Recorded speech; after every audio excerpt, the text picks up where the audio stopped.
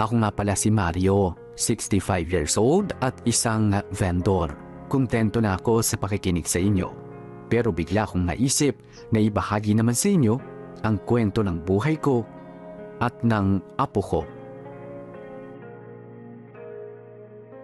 Tao po! Tao po! Ruby! Nandiyan ka ba, Ruby? Si Mario to! Aalis ka ulit, Lolo? Oo, Jepoy Kaya, iiwan muna kita dito kina Aling Ruby, ha? Magtitinda ka ulit ng mani, Lolo? Oo, apo. Kailangan magtinda ni Lolo Kaya, Jepoy, magpapakabait ka habang nandito ka kina Ruby, ha? Opo. Huwag matigas ang ulo. Huwag mong papahirapan si Aling Ruby. Bawal ang makulit dito. Hindi po ako makulit. Nakikipaglaro lang po ako kay Kiko Very good. Mabait na bata si Jepoy, di ba? Opo, Lolo. Ayun naman pala Apo, nakikiusap lang tayo kay Aling Ruby na bantayan ka muna niya habang nagtitinda ako ng mani. Nakakahiya naman kapag nagalit si Aling Ruby, di ba? Mabait po si Aling Ruby. Hindi po siya nagagalit. O kaya nga, huwag natin siyang bigyan ng dahilan para uminit ang ulo niya. Huwag ding mamimili ng pagkain, ha? Kung ano lang ang ulam ni Aling Ruby, yun lang ang pwede mong kainin habang nandito ka. Opo. Kasi apo, nung isang araw, sinabihan ako ni Aling Ruby na ayaw mo raw kumain ng ulam nila. Hindi po. Jepoy, masama ang nagsisinungaling. Kumain naman po ako, Lolo. Konti lang. Hindi ko po naupos. Kaya nga, Jepoy, kung ano nakahain sa mesa, kung ano yung nakalagay sa plato mo, kainin mo, ubusin mo, kasi biyaya sa atin ng Diyos yun. Naiintindihan mo ko, apo? Opo. O sige, ayoko na mauulit yun, ha? Opo, Lolo. Hindi na po mauulit. Very good. Mabait naman pala tong apo ko sandali lang, ha? Kakatok lang ulit ako. Ruby! Ruby! Nandiyan ka ba? Si Mario to! Ay, Mang Mario! Pasensya na po kayo nakatulog po kasi ako Pasok po kayo. Hindi na ako. Si Jepoy na lang. Kailangan ko na ring umalis para maintindihan tong mga to. Jepoy, pasok ka na. Gisingin mo na lang si Kiko para makapaglaro kayo, ha? O kaya nood na lang kayo ng TV. Opo. Lolo, pasok na po ako sa bahay, ha? Sige lang, apo. Huwag mong kakalimutan yung mga sinabi ko kanina, ha? Opo. Sinanay ko na rin po kasi sina Kiko saka yung mga kapatid niya na matulog sa hapon. Tama yan. Maganda na rin yung natututo yung mga bata na matulog sa hapon. Pagtanda nila, hindi na nila magagawa yan. Oo nga ho Siya, sige, Ruby. Lalarga na ako at medyo malayo yung bala kong pwestuhan Ay, bakit naman ho pala kayo lalayo? Medyo kumukonti yung mga bumibili sa akin doon sa dati kong pwesto. Kaya sa iba na muna ako, baka sakaling mas marami. Doon po kayo magtinda sa tapat ng mga eskwelahan o kaya sa tapat ng mga call center. Sigurado po maraming bumibili ng mani sa ganyan. Oo. Kailangan tumiskarte. Matindi ang kompetisyon sa kalsada. Yung iba, iba't iba ang tinitinda. Tapos mas nakakabenta yung mga mas bata ang edad sa akin. Sa hirap po ng buhay ngayon, marami talaga makakaisip ng iba't ibang mga diskarte. Ganyan po talaga. Kahit saan naman po talaga may kompetisyon. Hindi na po mawawala yan. Tama ka. Siya, sige. Aalis na ako. Mang Mario, sandali lang po Wag po muna kayong aalis. Bakit? May problema ba? Wala naman po. Meron lang po sana akong gustong sabihin sa inyo. Okay lang po ba? Oo naman. Ano ba yun? Ano po kasi Mang Mario, wag po kayong magagalit sa sasabihin ko sa inyo, ha? Ano ka ba? Bakit ako magagalit? Kilala mo naman ako, Ruby. Sige po. Mang Mario, hindi naman po sa wala naman po akong problema sa pag-iwan nyo kay Jepoy dito sa amin. Natutuwa nga po ako sa kanya kasi masiyahin po siyang bata Saka gustong-gusto siyang kalaro ng mga anak ko. Kaya lang po kasi Nagiging pabigat na ba si Jepoy sa'yo? Nagiging pabigat na ba kaming maglolo? Ay, hindi naman po. Sa akin ayos lang ho Wala po talagang problema. Kaya lang, medyo hindi ho ayos sa asawa ko. Mabait naman po yung asawa ko, kaya lang, ang sa kanya lang po, inaalagaan ko na yung mga anak ko, tapos si Jepoy pa. Syempre, pagdating din po sa mga pagkain namin, kasama pa rin si Jepoy. Hanggang sa pagtulog nila sa gabi, naasikaso ko po silang lahat. Ganun ba? Pasensya ka na, Ruby, ha?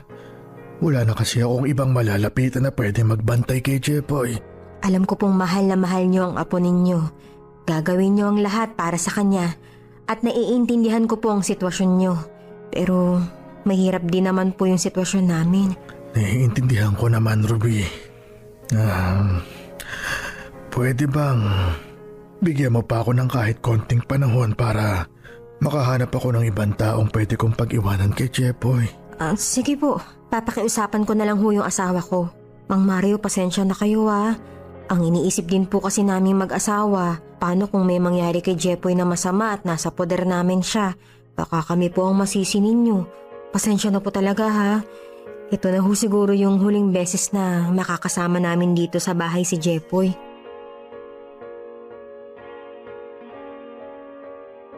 Ako na ang tumayong magulang para sa apo ko na si Jepoy. Gagawin ko ang lahat para mabuhay ang mahal kong apo. Yun nga lang, dahil na rin sa kahirapan ng buhay namin, hindi may iwasang may mga pagsubok kaming pinagdaraanan.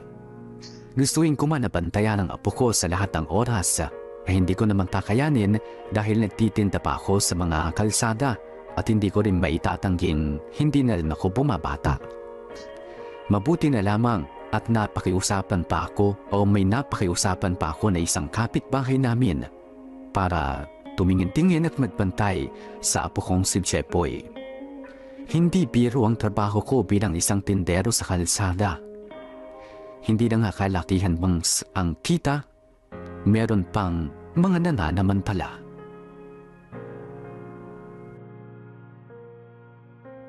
Manong, pabili nga po ng mani yung manghang. Magkano yung sa'yo? 20 pesos po. Sige, 20 pesos. Ako Manong yung maning hubad. Maning hubad. Apo. Yung sa'yo magkano? 10 piso lang po. Manong yung sa akin maning maanghang saka cornic paghaluin mo Manong sa akin, cornic po, 10 piso. Sige. Magkano yung may halo? 20 pesos din. Sandali lang mahina ang kalaban eh. Sige lang ho, Manong. Ito yung maning maanghang Nagbayad na ako, Manong ha. Oo. Kanino yung maning hubad? Saka yung cornic. Sa akin po. Yung cornic po sa akin. Ito yung maning hubad. Masarap yan. Sige. Oo Manong, kaya nga ito yung binili ko eh.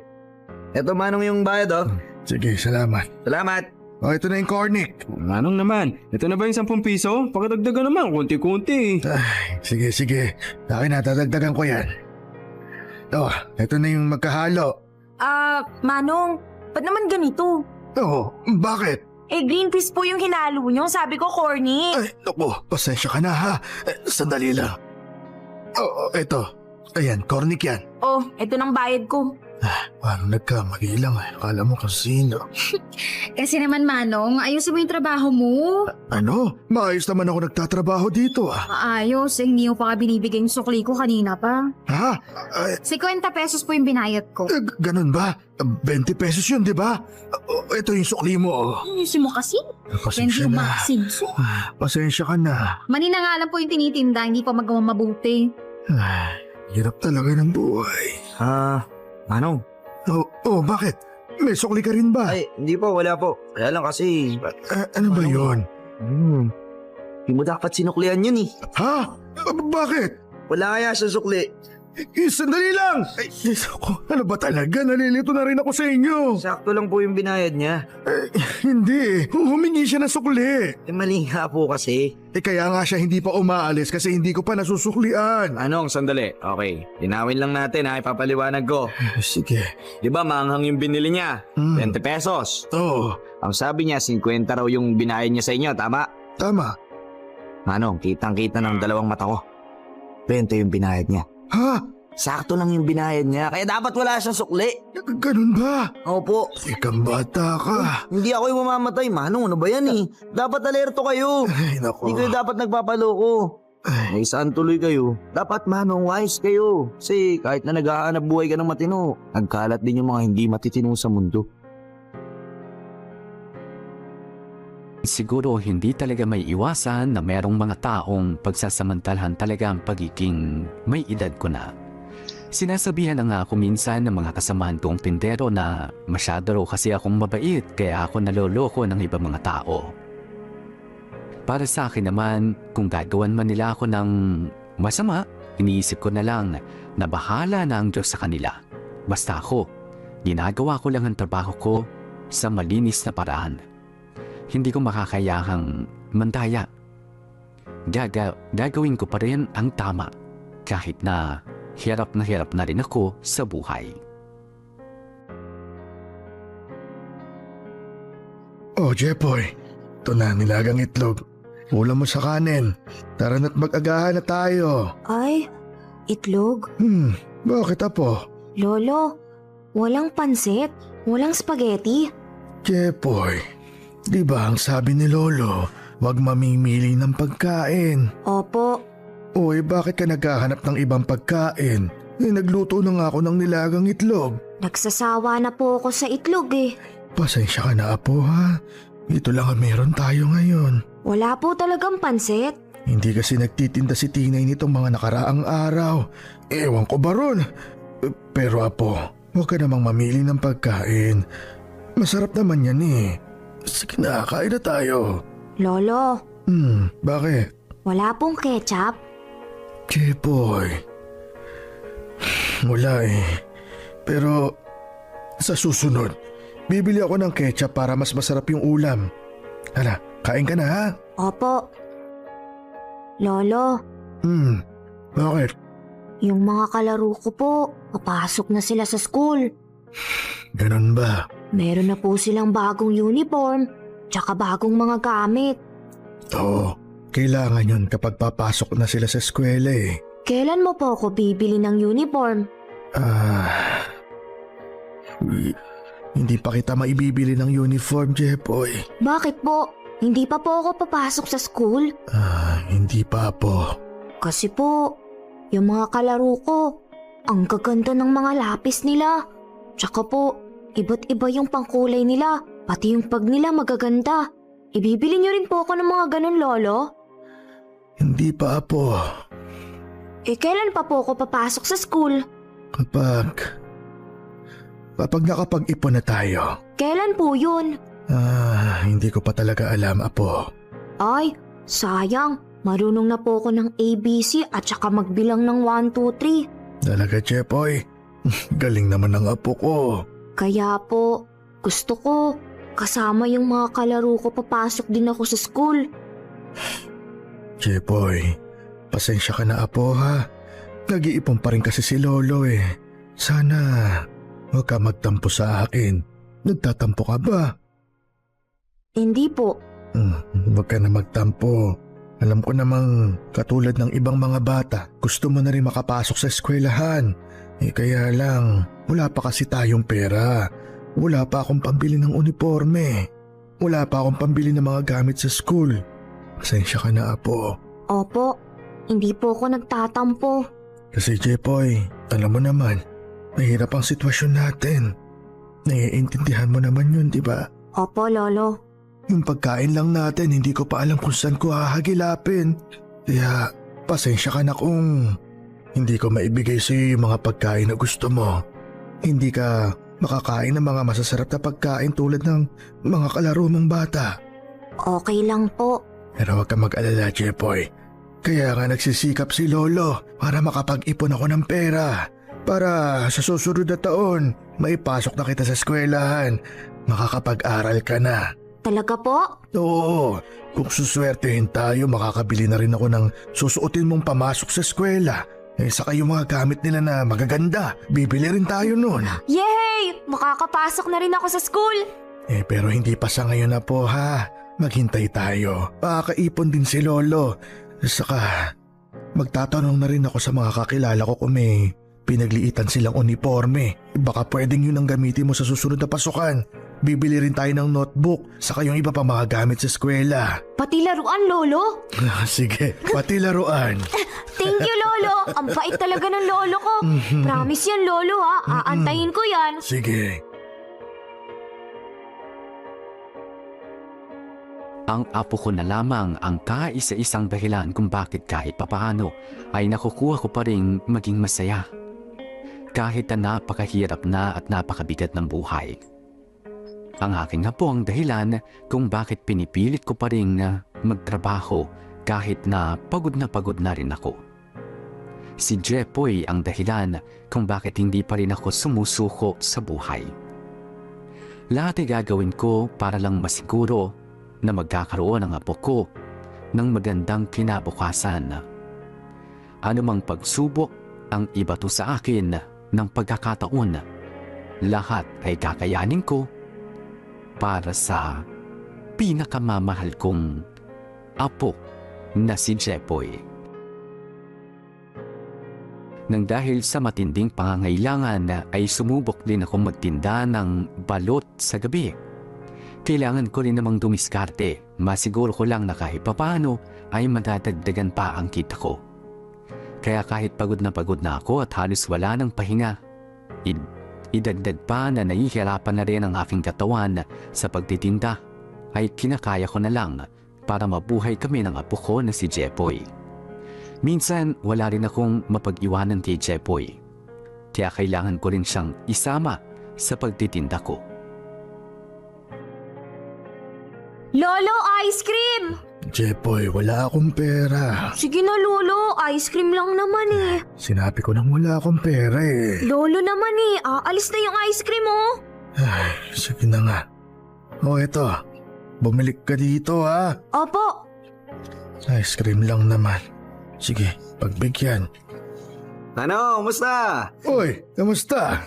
Apo niyo po ba yung batang nakita ko dito kanina? Kamukha niyo eh. Oo, apo ko yun. Ano, bibili ka ba? Hindi, tatambay lang, Manong. Makikipagkwentuhan. Hindi, biro lang po. Siyempre, bibili ako. Ano ba yung bibilin mo? Subukan ko nga po yung maning maanghang na may kalong green peas. May iba naman. Magkano? 20, Manong. Sandali lang ha. Aba, O eto. yung. Salamat po. Eto, Manong, mabayad ko. O, Manong, saktong 20 yan ha. Hindi mo ako kailangan suklihan. Nung isang araw, naloko ka nung isang bumili dito eh. Oo. Wag mo nang ipaalala. Alerto na ako ngayon. Saka nagkataon lang na 3 kayong bumibili nun eh. Nalito talaga ako. Manong kasi dapat sa edad yung yan. Dapat nagbabahinga na kayo eh. Hindi pa pwede, iho. Kailangan magtrabaho. Kung hindi, magugutom kami ng apo ko. Saka malakas pa ako. Kaya ko pang magtrabaho. Wala bang pwedeng humalili sa inyo? Kapalitan nyo? Maliit pa yung apo ko. At kung kakayanin ko, sisikapi kong makapag-aral siya at makapagtapos sa pag-aaral. Ayokong maging tindero siya ng mani na katulad ko. Ayokong danasin niya yung hirap. Manong, nasa na po ba yung magulang ng bata? Ba't hindi na lang sila yung tumulong sa inyo sa pagtitinda? Ay, hindi pwede. Huh? Ba't naman po? Wala na yung anak ko. Lumayas o. Kaya pala. Sumakabilang buhay na. Sorry po, ganun po ba? Wala na yung nanay ni Jepoy, yung anak ko. Ano po nangyari? Ay, nagpakamatay siya. Nagpasagasa nung nalaman niya na hindi pala siya nananagutan ng tatay ng anak niya. Kaya ako na lang din ang nag-alaga sa apo ko. Wala nang ibang gagawa nun eh. Ako na lang talaga. Ito pala yung nangyari, no? Masakla po pala yung buhay niyo. Manong, wala na ba kayong ibang kamag-anak dyan? Matagal na akong walang alam sa mga kamag-anak ko. Ang alam ko, mga sumakabilang buhay na rin yung mga pinsan ko. Hindi ko kilala yung mga kamag-anak ng nasira akong asawa. Kaya ito, mag-isa lang talaga ako sa buhay. Hirap yan, Manong. Wala akong magagawa, iho. Yan talaga ang buhay eh. Ang mahalaga, kahit mahirap, tuloy-tuloy lang tayong harapin ang mga problema. Tama ka dyan, Manong. Pasensya ka na ha. Hindi tayo talagang magkakilala pero Ayos lang. biglang naikwento ko sa iyo yung isang parte ng buhay ko. Nailabas ko na lang bigla. Ayos lang, Manong. Makakatulong ako para kahit paano gumaan yung pakiramdam niyo. Sige lang. Teka, ano nangyayari? Nagkakagulo doon. Manong, yung apo niyo yun, di ba? Si Jepo yun! Sandali! Pupunta ako lang yung apo ko! Samahan ko kayo, Sandali Manong. lang!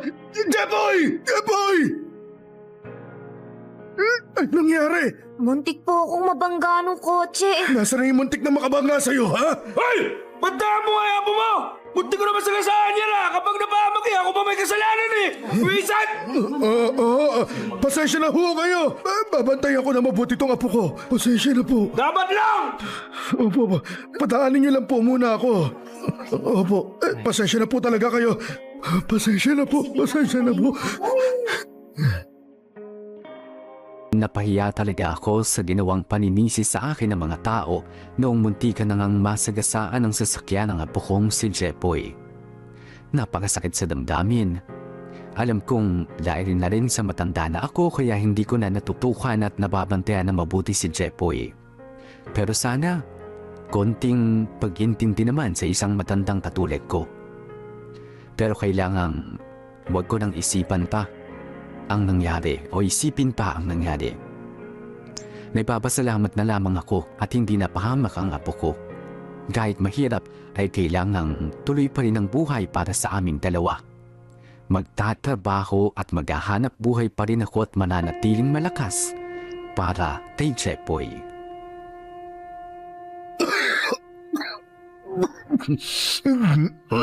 Mario, ayos ka lang ba dyan?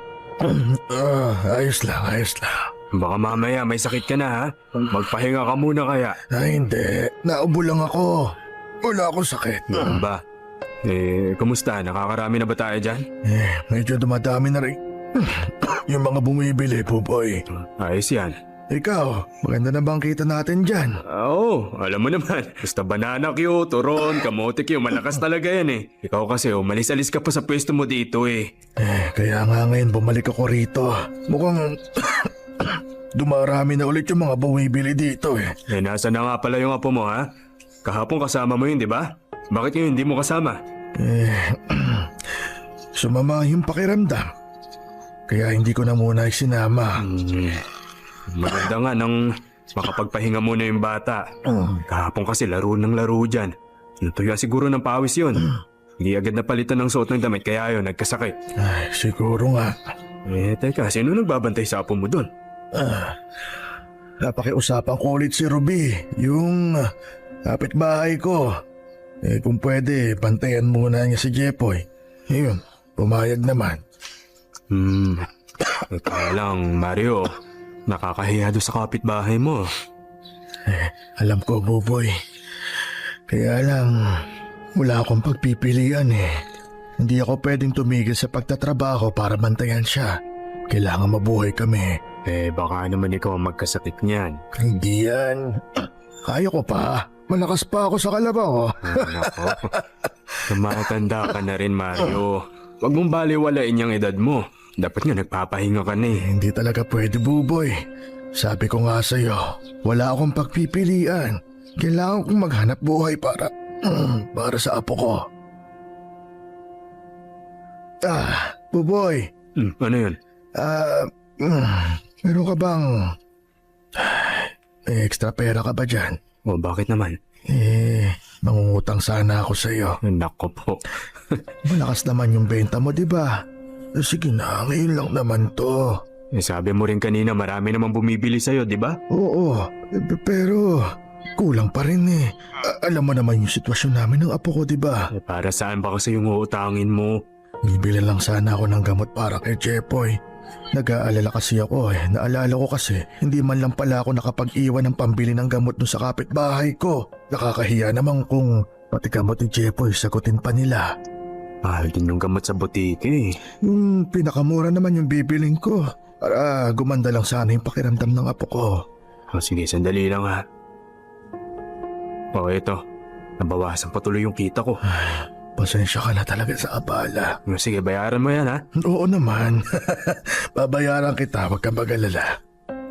Mario, kausapin nga kita ng masinsinan. Sandali lang to. Ito naman no. Wala ka bang tiwala sa akin? Babayaran nga kita. Kilala mo naman ako, di ba? Hindi naman yun, Mario. Yung pagbayad sa akin, saka mo naisipin yan. Ano ba yung sasabihin mo sa akin? Huwag kang magagalit dito sa sasabihin ko ha. Kaya lang, ano bang balak mo para kay Jepoy? Siyempre, gusto kong makapag-aral siya. Gusto kong gumanda ang buhay niya. Kaya nga ako nagtatrabaho para sa kanya, para makapag-ipon. Eh sa tingin mo ba, sapat na yung ganyang trabaho mo? Yung pagtitinda mo ng mani para magawa mo yung binabalak mo para sa apo mo? Buboy, kinakaya ko naman. Alam kong kinakaya mo, Mario. Pero kasi, kailangan maging makatotohanan din tayo dito. Apo mo tong pinag-uusapan natin. Ano ba talagang ibig mong sabihin? Didiretsuhin na kita, Mario. Sa tingin ko, hindi mo magagawa yung mga binabalak mo. Ano? Mario, kailangan mong tanggapin na hindi kayo mabubuhay ni Jepoy sa pagtitinda mo lang ng mani. Hindi ko minamaliit yung trabaho mo, hindi kita minamaliit. Pero alam naman nating lahat na kulang pa talaga yan. At saka matanda ka na. Pag nawala ka na, sino ang titingin sa apo mo? Buboy naman, wag mo namang ipamukha sa akin yan. At wag mo rin kakalimutan na matanda ka na. Mario, hindi mo na kaya. Buboy, wag mo sabihin yan. Kailangan kong sabihin yung totoo sa'yo, Mario. Kailangang aminin mo sa sarili mo na hindi mo kayang buhayin at pagandahin ang buhay ng apo mo. Kami na lang ni Jepoy ang magkasama sa buhay. Alam mong hindi totoo yan. Sinasabi mo lang sa ibang mga tao dito na wala ka nang alam sa mga kamag-anak mo. Pero alam ko yung totoo dahil minsan mo na sinabi sa akin. Wala kang tiwala sa mga anak ng mga pinsan mo. Dahil hindi magaganda ang ugali. Kung ano-ano yung mga pinagsasasabi nila sa anak mo noong nabubuhay pa sila. Buboy, kinalimutan ko na yung bagay na yan! Kinalimutan ko na sila! Huwag mo na silang ipaalala sa akin. Pero sila lang ang pwede makatulong sa iyo at sa apo mo. Malay mo naman may mga nagbago na. Matagal na rin naman na yung nangyari. Subukan mo silang lapitan. Subukan mong hingin ulit yung tulong nila. Wala namang mawawala kung susubukan mo eh. Para na rin sa apo mo.